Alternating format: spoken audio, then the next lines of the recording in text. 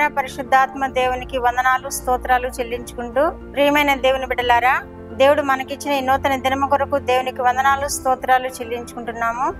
అనుదిన ధ్యాన వాక్యములలో భాగముగా ఈ దినమందు మన కొరకు ఏర్పాటు చేసుకున్న వాక్యము అపోస్తలుల కార్యములు 2వ అధ్యాయము 40వ వచనం చదువుదాం. ఇంకను అనేక విధములైన మాటలతో సాక్ష్యం ఇచ్చి, మీరు మూర్ఖులకు ఈ తరము వారికి వేరే రక్షణ పొందుడని వారిని హెచ్చరించాను. దేవుడి వాక్యం ద్వారా మనల్ని దీవించును గాక. ప్రియమైన దేవుని బిడ్డలారా, అపోస్తలుడైన పేతురు పరిశుద్ధాత్మ బాప్తిస్మ అనుభవాన్ని పొంది అక్కడ ప్రజలతో మాట్లాడుతున్న ఈ మాటలను మనం వింటున్నాము. యేసుక్రీస్తు వారు వారిని ఆత్మతో నింపి ఆరోహణమై వెళ్ళిన తర్వాత వీరు చేస్తున్న బోధనలో ఈ మాటలు అన్నమాట. మీరు మూర్ఖులకు ఈ తరము వారికి వేరే రక్షణ పొందుడని వారిని హెచ్చరించాను.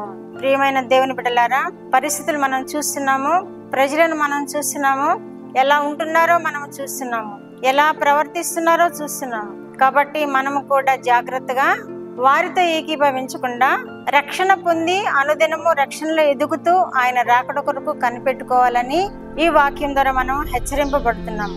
ఈ అపోస్తలుడైన పేతురు, మీరు మూర్ఖులకు ఈ తరము వారికి వేరే రక్షణ పొందుడి అని సెలవిస్తున్నాడు. అప్పట్లో రక్షణ కార్యము ప్రారంభించబడింది. అనేక మంది వారి బోధల ద్వారా రక్షణ పొందుతున్నారు. ఇంకా రక్షణ లేని వారి కొరకు ఈ మాటలు అపోస్తలుడైన పేతురు తెలియజేస్తున్నాడు. మూర్ఖులైన ఈ తరం వారి నుండి వేరే రక్షణ పొందుడి అంటున్నాడు. మనం కూడా మన రక్షణ పొందిన వారమైతే రక్షణను కొనసాగించుకోవడంలో, రక్షణ లేని వారమైతే ఈ తరానికి వేరే రక్షణ పొంది రక్షణలో జీవించడంలో మెలకుగా ఉండాలని ఈ వాక్యం ద్వారా మనము హెచ్చరింపబడుతున్నాం. ప్రియమైన దేవుని పిల్లారా, దేవుని రాకడ సమీపంలో ఉన్నదని మనం చూస్తున్నాము, వింటున్నాము. ప్రకృతి వైపరీత్యములను, యుద్ధ భయములను, భూకంపములను అన్ని వింటున్నాము, చూస్తున్నాము. ప్రియమైన దేవుని బిడ్డలారా, మనము రక్షణలో కొనసాగాలి, రక్షణలో ఎదగాలి. రక్షణ లేని వారు రక్షణ పొందుకుని దేవుని కొరకు కనిపెట్టుకుని ఉండాలని ఈ వాక్యం ద్వారా మనం తెలుసుకోగలుగుతున్నాము. దేవుడు అట్టి కృపను మనకందరికీ దయచేయును గాక. ఆమేన్. ప్రార్థన. మా దేవా, మా ప్రియ పరలోక ప్రభువా, మీ పరిశుద్ధ పాదములకు వందనాలు స్తోత్రాలనైనా.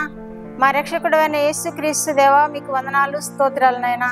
పరిశుద్ధాత్మ దేవా, మీకు వందనాలు స్తోత్రాలు ప్రభువా. ఈ దినమందు మాకు ధ్యాన వాక్యముగా ఇచ్చిన ఈ అపోస్తలుల కార్యములు 2వ అధ్యాయము 40వ వచనం కొరకు మీకు వందనాలు స్తోత్రాలు ప్రభువా.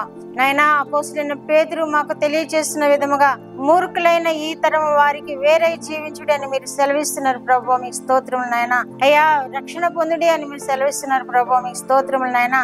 దేవా నాయనా తండ్రి, మేము చూస్తున్నాం ప్రభా ప్రజల యొక్క ప్రవర్తన, ప్రజల యొక్క నాయనా మా ప్రభా నాయనా పోకడ చూస్తున్నాం ప్రభా.